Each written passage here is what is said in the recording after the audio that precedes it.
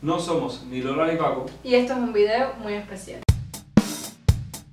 Este video que van a ver es una entrevista que le hicimos a un músico de sopa, que si no sabes qué cosa es, te recomendamos que pinches por ahí arriba y vayas a ver el video anterior. Esta entrevista es a una persona de nuestra familia que se ha dedicado gran parte de su vida a la sopa.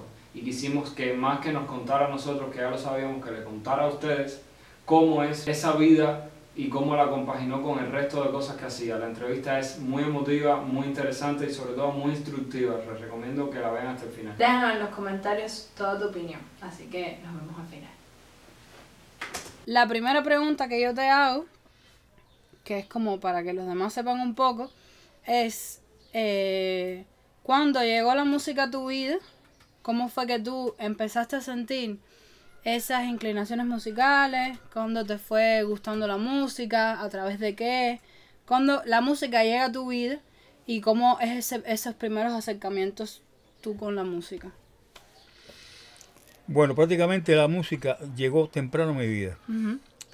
El problema es que a mí me gustaba cantar desde muchachito, es decir, desde los 6 o 7 años ya yo cantaba. Entonces, lo primero que yo hice fue hacer un dúo con mi hermana. Mira. Es decir, nosotros, fue así porque el problema es que en el barrio nos invitaban a fiestecitas, a los dos, a mí y a mi hermana. Esa no me la sabía. Y entonces nosotros amenizábamos esas actividades, ¿te das cuenta?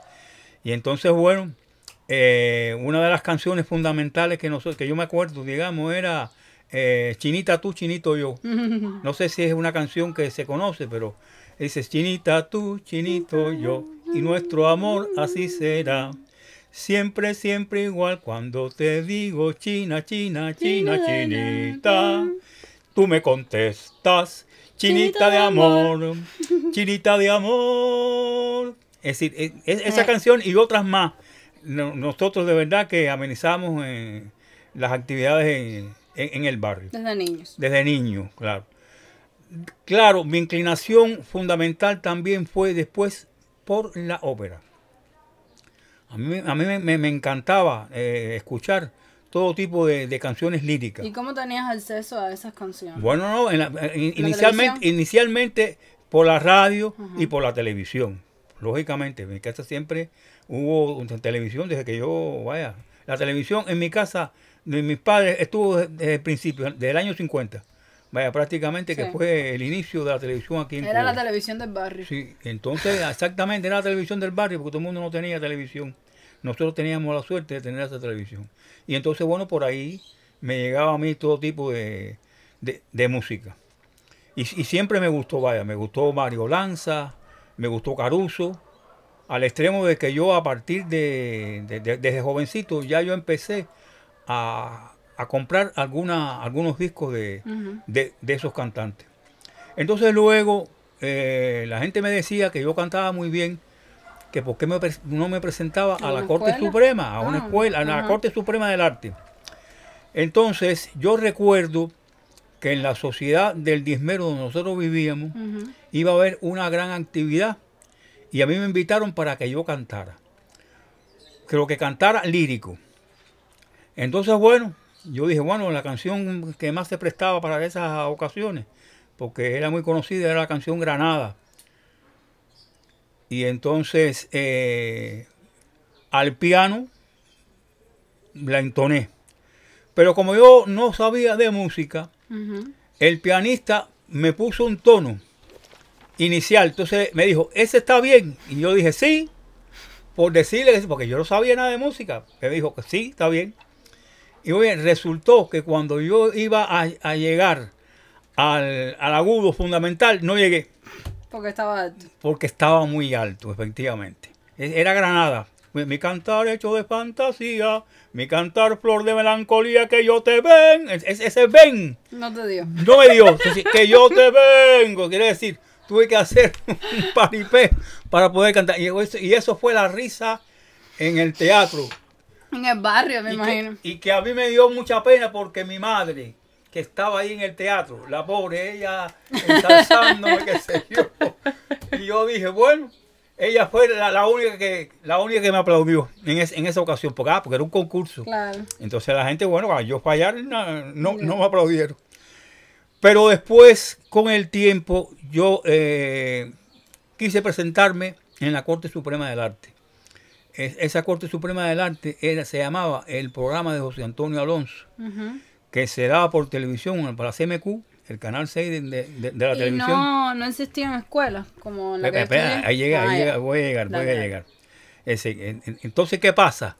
Que realmente para yo hacer una buena presentación, yo necesitaba dar algunas clases, buscar a una persona que más o menos me dijera que yo estaba bien, qué sé yo. Y entonces, un amigo mío, pues,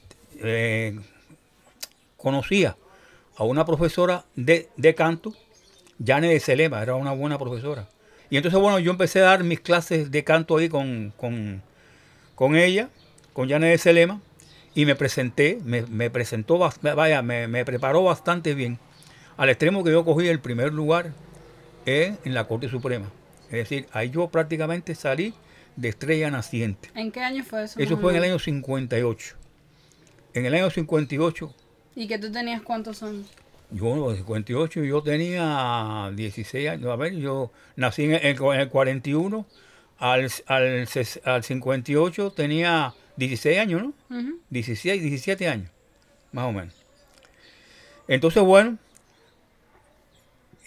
con esa oportunidad que yo tuve, efectivamente, entonces a las estrellas nacientes se le daba clases de todo tipo.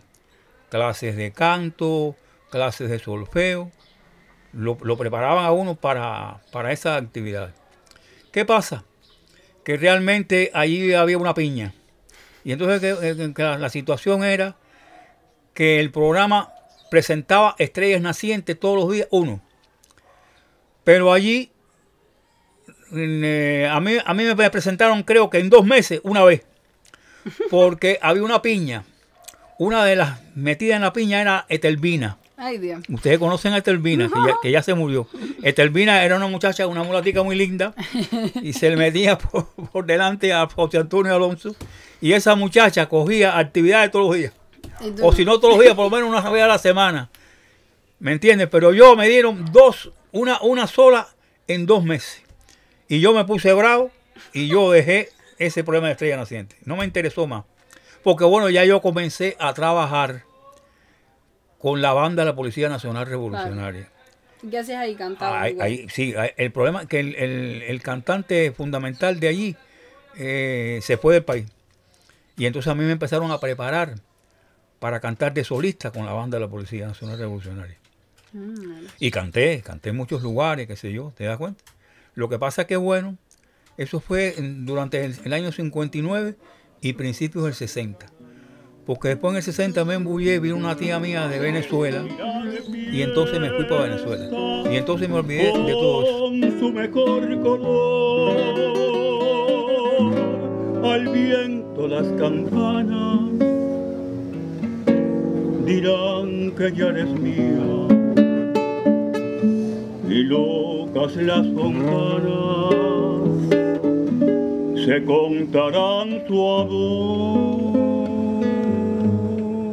¿En qué momento abandonas prácticamente por completo toda esa vida musical profesional, que era una carrera, y te dedicas a otra cosa y decides que tu pasión o que tu otra pasión, porque yo no creo que tú tengas una única pasión, que tu otra pasión o esa otra cosa a la que te vas a especializar y te vas a profesionalizar es la economía? Claro. O sea, ¿en qué momento 2 mundos tan diferentes, tan opuestos, claro, ¿sabes? Tú cambias ese camino y sigues cantando, imagino que en la ducha. Te explico. Es decir, cuando yo regreso de Venezuela, bueno, ya yo perdí ya el contacto que tenía con la banda de la Policía Nacional Revolucionaria. Inmediatamente me ofrecen un curso de contador agrícola. Eso, yo llegué aquí, por ejemplo, a Cuba en diciembre del 60. Y en febrero del 61 ya yo estaba en Holguín estudiando la actividad esa de contador agrícola. Que con ese contador agrícola te daban la posibilidad de trabajar en las granjas del pueblo. Como economista no necesariamente, como trabajador, Exacto. como trabajador de la granja atendiendo la actividad contable. Entonces, bueno, ya prácticamente me pusieron, o sea, se me mandaron para Guinness. Es decir, yo me destaqué en la actividad de Guinness, porque en ese curso de Holguín, a ti te mandaban para cualquier lugar del país. Entonces, a mí me pusieron, o sea, se me enviaron para Guinness. Y ahí en Guinness, bueno, me metí yo en Granja del Pueblo y a partir de ahí prácticamente me dediqué por entero al problema de la actividad económica que tuve en ella, porque por ejemplo, de ahí de Guinness pasé a Batabanó como contador de otra granja, después me metí en la actividad de café, es decir, prácticamente mi vida se desarrolló en la actividad económica y no como cantante. Se separó de la artística. Exacto. Yo tuve una posibilidad de seguir en el problema este de la música. Y fue cuando vi una alternativa, o sea, una convocatoria que estaban buscando por el Coro Polifónico Nacional una plaza de hombre y una plaza de mujer. Y entonces yo le dije a Nieve, mi señora. Sí, mi abuela. Sí, tu abuela. Oye, chica, que quiero ver cómo yo estoy. Porque yo estaba desaparecido de lo que es del canto, ¿no? Yo cantaba, como tú dices, en la ducha. En la ducha. Pero más nada, prácticamente. Y entonces, bueno, me fui a esa actividad, o sea, me metí en esa audición y cogí la audición. O sea, cogiste la plaza. Cogí la plaza. Eran 2 plazas nada más, una de hombre y una de mujer. Y entonces, bueno, me metí en el problema ese del Coro Polifónico Nacional. Pero allí la vida no me gustó. Es decir, la actividad esa que se desarrollaba allí en el coro. Sí, el gremio. Como que yo prácticamente tenía una vida de dirigente administrativo. Prácticamente yo conjugué y dije, yo no voy a dejar la vida que yo tengo aquí, ¿te das cuenta? Por meterme en el problema este de un coro, qué sé yo. Cantar. Bueno, al final abandoné el coro. Y también, imagino que te pagaban ahí, ¿no? Sí, ya. No, era como un trabajo. No, exactamente, yo tuve una plaza, me dieron una plaza en el Coro Polifónico Nacional, con salario y todo. Pero el problema es que no me interesó. Yo dije, no, yo conjugué mi problema. Como yo estaba ya prácticamente hace años metido en la actividad económica, qué sé yo sopesé ese problema. Y además, a Nieve tampoco le gustaba, qué sé yo, que tenía mis problemas con Nieve, era muy celosa. ¿Te das cuenta? Entonces, bueno, dije, bueno, vamos a abandonar este problema. Y yo voy a seguir en mi rutina. Como economista, qué sé yo. Exactamente. Y estuve así prácticamente hasta que llegó el periodo especial.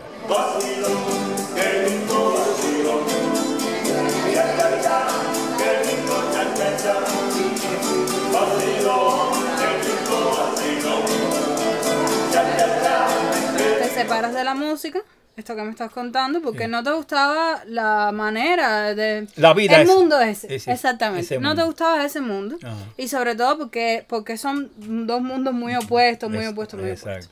Entonces, pero te ves en la necesidad... Abuelo, toma café. Te va a enfriar. Muchas gracias. Uy, verdad, hay que tomar cafecito. Te ves en la necesidad, digo yo, ¿no? Por un factor económico, me estás hablando del periodo especial... había una necesidad familiar económica y la manera en la que encuentras de buscar ese dinero está estrechamente relacionada con la música, o sea, vuelves a la música. Sí, lo que diría un artista así como el arte te salvó. pero sí. Entonces, y déjame explicarte cómo llegué. El problema es que en el banco nosotros teníamos actividades artísticas. Es decir, yo realmente no había abandonado la actividad artística, pero de forma no profesional. No vivías de ello. No vivía de eso. Exacto. Pero nosotros en el banco sí teníamos un coro de 4 voces, éramos como 30 integrantes y 3 solistas. Y nosotros cantábamos en el Museo de la Música, por ejemplo, en el Museo Numismático. Es decir, llevábamos nuestra arte a distintas actividades. Y eso, bueno, me permitió más o menos mantenerme en forma, ¿no? Satisfacer también Sí, esa... sí, satisfacernos en eso. Pero claro, digo, llegó el periodo especial, entonces, bueno, un compañero que era el que nos llevaba a nosotros las actividades, El productor. el productor, sí, dijo, oye, vamos a buscar dinero. Yo conozco lugares así, vamos a llegarnos allí. No solamente me llevó a mí, sino a dos compañeros más, a una muchacha y a otro hombre. Entonces, yo voy a buscar lugares aquí para nosotros trabajar. Después de las 5 de la tarde que terminamos en el banco, nosotros vamos a trabajar ahí. Y empezamos a hacerlo. Nos metimos en muchos lugares, ¿te das cuenta? Pero bueno, no de forma fija, sino a veces una semana sí, otra semana no. Es decir, muchas no... Sí, cuando no, se podía. no, exactamente, no era una cosa fija. Hasta que sí conseguí un lugar, que fue el Hostal Valencia. Ujú. En el 93, yo entonces formé un trío. Lo que inicialmente formé fue un trío. Y allí prácticamente, bueno, nos fue bastante bien. A mí me dieron oportunidad en el banco, sin abandonar el banco. Sí, claro. Pues el banco me daba oportunidad de los mediodías de ir al Hostal Valencia, que me quedaba cerquita allí. Sí. Y yo iba a pie del trabajo. Estaba 2 horas por el día a la hora de almuerzo. Y después de las 6 de la tarde me iba para allá y estaba a la noche trabajando. Hasta las 12 de la noche. Y pues. así estuvimos trabajando. Es decir, así prácticamente volví otra vez al arte. Sí, el arte y incluso también se convirtió en un negocio familiar porque mi abuela entonces Efectivamente, hacía los discos, exactamente. luego mis padres. Exactamente, sí. Entonces fue... Así prácticamente apoyé yo la situación Económica. de mi familia. Pa' que tú lo bailes, para que lo goces, pa' que tú lo bailes, para que lo goces. Pongan atención, señores, esta linda inspiración. ¿Cómo te organizabas para hacer tantas cosas diversas? Porque tu trabajo en el banco era, o sea, tenías unas cosas específicas que hacer. Sí. Pero luego dabas clases de otras cosas que a lo mejor no tenían nada que ver estrictamente, o sea, sí tenían que ver un poquito, pero, Sí. pero no estrictamente con tu puesto de trabajo. Exacto, sí. Y luego la música, por ejemplo, nosotros, Paco y yo, somos exclusivamente músicos. Sí, O exactamente. sea, la música lleva una entrega, una dedicación, un esfuerzo, lleva muchas horas de preparación, lleva mucha práctica, lleva un montón de cosas que a lo mejor la gente no ve, pero que nosotros que sí somos músicos profesionales Claro, ya, ¿no? Graduados, sí lo vemos. Entonces, no sé, nosotros mismos ahora no somos capaces de estudiar otra carrera o de desempeñarnos dando clases de otra cosa que no fue a lo mejor lo que estudiamos. O sea, sí, tú tenías el conocimiento, pero ¿cómo hacías que todo eso funcionara? Lo hacías todo muy organizado, todo en diferentes momentos del día. Como decía, salías de un trabajo para el otro y después del otro virabas y después entonces vivas para el otro y así. ¿Cómo podías con toda esa carga? Sí. No pudiste mantener Sí, todo el eso. problema es que prácticamente lo fundamental era que los 3 trabajos eran cerca. Ya. Es decir, había un ámbito ahí en La Habana Vieja, digamos, que desde mi trabajo del banco al Hostal Valencia eran 4 o 5 cuadras. Sí, sí. Y del Hostal Valencia al centro Al instituto, 3 2 cuadras, cuadras. 2 cuadras. Quiere decir que todo estaba en un ámbito.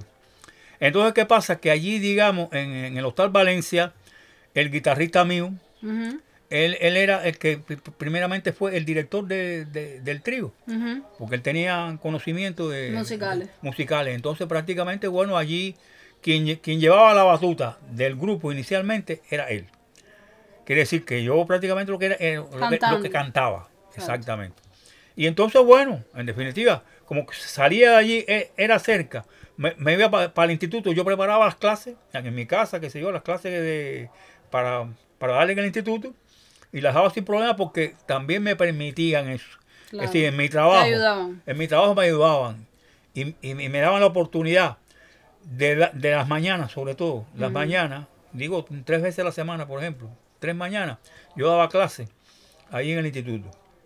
Y entonces el canto era a mediodía, es decir, a mediodía era de 12 a 2. Es decir, todas esas 3 actividades no eran todos los días, pero las podía hacer indistintamente, Claro. sin problema ninguno.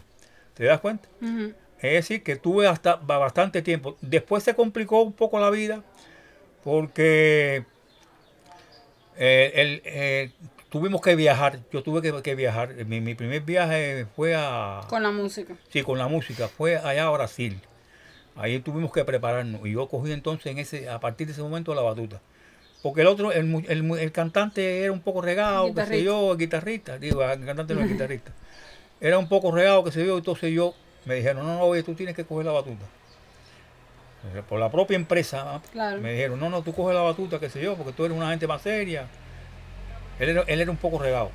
Claro, los músicos el guitarrista, exactamente. Y entonces cogí, y además de eso, empezamos, ya te digo, como un trío, pero después fue un quinteto, y al final fue un cuarteto. Es decir, que en la música nosotros nos fuimos superando indistintamente, y bueno, ya claro, ya en la música tuvimos 2 viajes fundamentales. Tuvimos 2 años en Chipre y tuvimos como 4 o 5 meses en Brasil. Esos fueron dos lugares que, bueno, nos dieron experiencia, claro. Nos dieron mucho dinero importante, ¿te das cuenta? Sí. Y ahí nos desarrollamos. Y ahí yo me mantuve en la música hasta prácticamente el periodo especial. Claro. ¿Por qué? Porque de ahí del Hostal Valencia... No, el periodo especial no. Digo, hasta hace poco la pandemia. De la pandemia. Sí, el periodo especial. Hasta la pandemia. El periodo especial realmente yo no lo pasé mal porque... Tenías ese trabajo. Tenía ese trabajo de artístico. El arte, exactamente. Pero en la pandemia sí la pasamos mal y entonces bueno, pero nos hemos mantenido.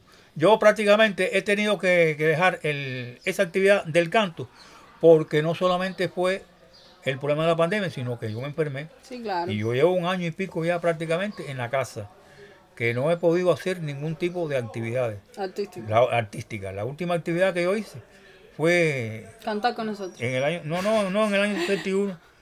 Creo que fue una actividad que ellos me llamaron. Yo todavía no estaba totalmente enfermo. Y entonces me contrataron por 15 días más o menos. Pero eso fue lo último que yo hice como contrato. Que en el alma solo tengo soledad. Y si ya no puedo verte, porque Dios me hizo quererte para hacerme sufrir más. ¿Te consideras músico? Yo me considero músico porque realmente me prepararon. Pero ¿tú crees que ser músico está estrechamente relacionado a tener un título que diga que tú estudiaste música?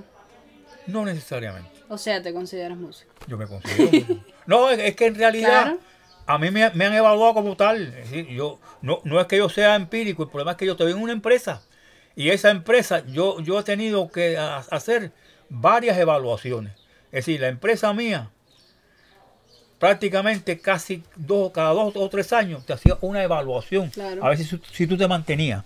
Y como yo también cambiaba de músicos, qué sé yo, pues entonces yo estaba obligado prácticamente a hacer evaluaciones. Por eso yo me considero músico, porque no tengo, digamos, un conocimiento muy profundo del problema del solfeo ni nada de eso, pero sí conozco algo, tuve que verme en eso. ¿Me entiendes? Claro. Pero la experiencia mía fue la principal. Claro. ¿Sabes qué cosa es hacer sopa? Sí, cómo no. O sea, en el mundo popular se le dice hacer sopa. Sí, se le dice hacer sopa. Se le dice hacer sopa. Sí. Porque nosotros teníamos esa duda de... Sí, en el mundo popular. ¿Qué cosa es la sopa? Bueno, sencillamente es el trabajo que hacen los grupitos, los grupitos chiquitos, los tríos, hasta los cuartetos, ya que ya un quinteto necesita un trabajo específico. Sí, arreglo a lo mejor. Es decir, efectivamente, la sopa es que realmente no lleva muchos arreglos y hasta pocos arreglos. Pero es riguroso. Pero la sopa es un problema de experiencia. Es decir, tú comienzas, digamos, a hacer sopa 1 año, 2 años, 3 años. Al cabo de este tiempo, ya tú tienes una experiencia. Tienes un repertorio. Claro. Ese repertorio tú no necesitas prácticamente pulirlo. Estás ahí, qué sé yo, a lo mejor llega una canción nueva, una sola canción. Te la pide. No, una canción no, porque nosotros en el grupo teníamos compositores. Sí, también. Y entonces, nosotros, digamos, entonábamos, digamos, cualquier tipo de canción nueva, la ensayábamos, la presentamos, pero era una vez, dentro de un mes otra, que se daba la oportunidad realmente de hacer un trabajo sin que tuviéramos la rigurosidad esa de ensayar todos los días, vaya. Claro. Sino prácticamente nosotros cubríamos el trabajo de nosotros con la práctica, con la experiencia. Exacto, con los trabajos. Teníamos que hacer ensayar un nuevo número. Lo hacíamos incluso hasta Antes en el de- trabajo. Ajá. ¿Por qué? Porque siempre teníamos oportunidad de Entre hacerlo. las tandas. Entre las tandas, o llegábamos un poco temprano al trabajo, o nos quedábamos al final. Es decir, todas esas actividades nosotros las utilizábamos. En el mismo trabajo. En el mismo trabajo, quiere decir que yo no tuve que aprovechar, que yo no tuve realmente que utilizar mucho tiempo extra en función de poder garantizar el trabajo en grupo.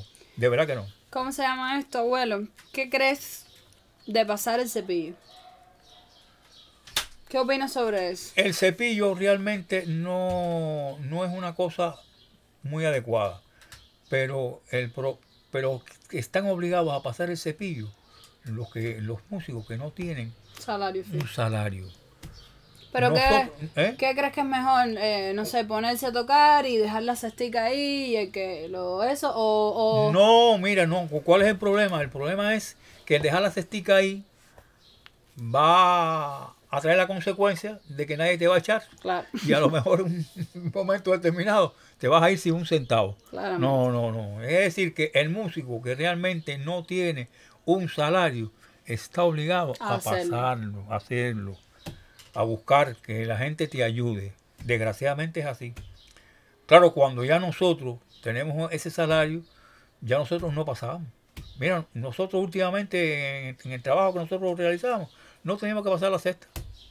Claro, Nada. ponías ahí y si alguien quería Poníamos la cestica ahí, el que quería echar. o comprar algún echaba. disco. Eso es Eso lo más es otra cosa. importante, que realmente nosotros no pedíamos Mira, yo tengo aquí uno. dinero. Nosotros lo que vendíamos el disco. Es decir, los músicos míos iban con el disquito, tiene un disco, y entonces ya eso es distinto y diferente a pedirle. Pero estos no son, este yo creo que ya es el último que tú hacías, que era cuando trabajabas en el Patio Amarillo. Sí, este fue el último. Pero había otros que incluso los diseños los hacía mi papá. Exacto. No, Mis padres los grababan. yo tuve, mi abuelo. yo tuve tres. El verde, el amarillo y el nuevo. Exactamente. Yo tuve 3 tipos de Eso discos. fue una experiencia El verde, el amarillo, interesante, el nuevo. familiar. Efectivamente, así mismo. Nosotros en mi No, casa y con eso, como tú decías, ayudaba a la familia. Claro. Pero en mi Porque- casa nosotros teníamos una discográfica. Era así, tú llamabas, oye, me quedan 2 del verde, 1 del amarillo, esa hora corre, imprime, busca, va a comprar el disco, grábalo, no sé qué.